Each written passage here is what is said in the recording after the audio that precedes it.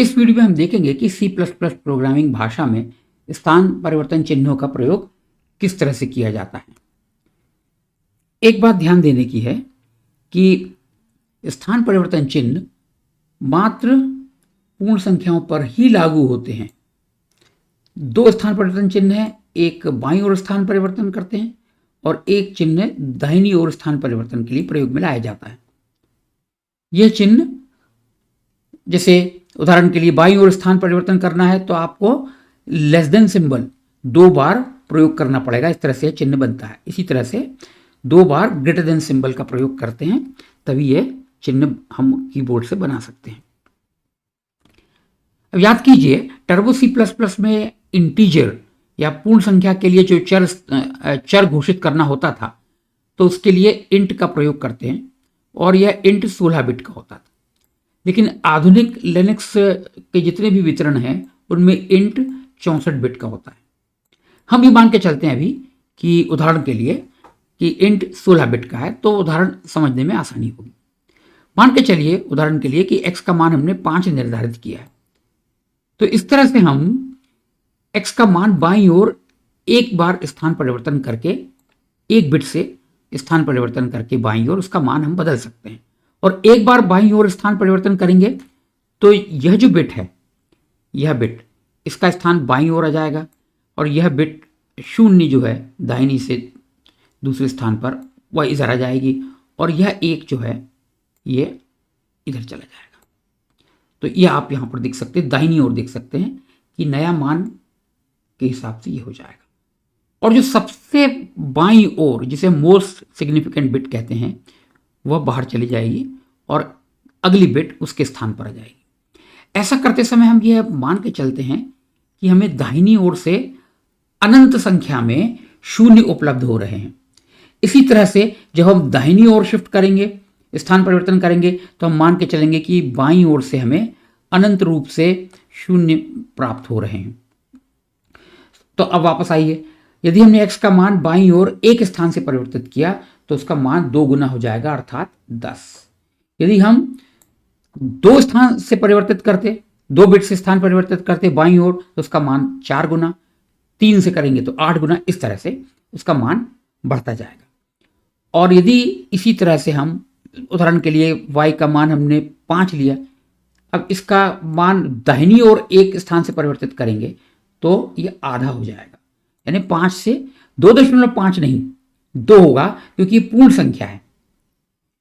जैसे मैंने पहले भी कहा था कि स्थान परिवर्तन चिन्ह मात्र पूर्ण संख्याओं के लिए ही वैध होते हैं। यदि आप वास्तविक संख्या में इनका प्रयोग करेंगे तो वह अवैध होगा। ठीक है। अब एक बात और ध्यान दीजिए, यदि उदाहरण के लिए यहां पर हमने x का मान 1 निर्धारित किया और उसे 15 स्थानों से उसका स्थान परिवर्तन किया बाईं ओर, तो यह जो 1 है यह पहुंच जाएगा मोस्ट सिग्निफिकेंट बिट के स्थान पर, यानी इधर। और लगभग समस्त कंप्यूटर्स में हम पूर्ण संख्याओं को साइन मैग्नीट्यूड के फॉर्म में के रूप में प्रदर्शित करते हैं। साइन यानी चिन्ह, वह संख्या धन है, धनात्मक है या ऋणात्मक है। तो जब भी किसी भी स्थिति में यदि मोस्ट सिग्निफिकेंट बिट यानी बाईं से सबसे पहली बिट यदि वो 1 हो जाती है तो यह माना जाता है कि वह संख्या ऋण संख्या है, ऋणात्मक है। और लगभग सभी कंप्यूटर्स में ऋणात्मक संख्याओं को 2's कॉम्प्लीमेंट यानी 2 के कॉम्प्लीमेंट के रूप में प्रदर्शित किया जाता है। तो उसका मान होना चाहिए ऋण 32,768। लेकिन ऐसे स्थान परिवर्तन का प्रभाव क्या होगा, यह इंप्लीमेंटेशन के ऊपर निर्भर करता है। अलग अलग ऑपरेटिंग सिस्टम या प्लेटफॉर्म्स इसका मान किस तरह से प्रदर्शित करेंगे यह निश्चित नहीं है। अतः यदि आप अपने परिणाम को सुनिश्चित करना चाहते हैं तो जब भी बाईं ओर स्थान परिवर्तन करें तो इस बात का ध्यान रखें कि बाईं ओर स्थान परिवर्तन करने से कोई भी बिट जो मोस्ट सिग्निफिकेंट बिट है, इतनी बार ही करें कि मोस्ट सिग्निफिकेंट बिट 1 ना हो पाए, तब परिणाम सुनिश्चित होंगे। आप कह सकते हैं कि यह मान सही है।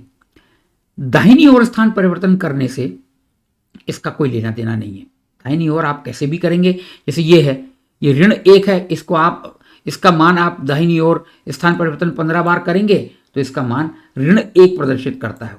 क्यों?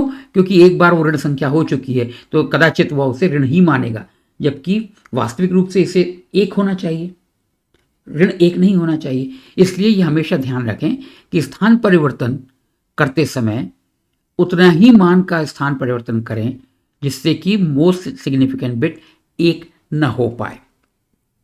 मैंने कुछ एक उदाहरण के लिए एक प्रोग्राम बना के रखा हुआ है। देखिए आप, दाहिनी ओर जो हमने लिखा है, इससे 5 पूर्ण संख्या है, उसका स्थान परिवर्तन हम बाईं ओर 1 स्थान से करेंगे। इस पंक्ति में दाहिनी ओर उसी का मान करेंगे। अच्छा, एक बात और कि C++ भाषा में यदि हमने ये छोटे कोष्टक के अंदर इसको नहीं लिखा तो यह इंसर्शन ऑपरेटर जैसे काम करेगा। यहां पर तो क्या करेगा, सी आउट के बाद 5 है तो 5 प्रिंट कर देगा और उसके तत्काल पश्चात 1 प्रिंट कर देगा, तो हमें 51 जैसे दिखेगा, स्थान परिवर्तन नहीं होगा। इसलिए इसे, इसका मान हमें निकालना है, इसलिए हमने छोटे कोष्टक के अंदर इसको रख दिया है।